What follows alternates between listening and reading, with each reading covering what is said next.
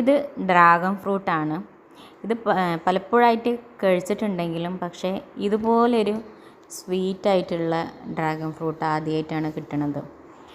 ഇതിൻ്റെ കളറ് തന്നെ നല്ല റെഡ് കളറാണ്. ഇതൊരു ഗിഫ്റ്റായിട്ട് തന്നതാണ്.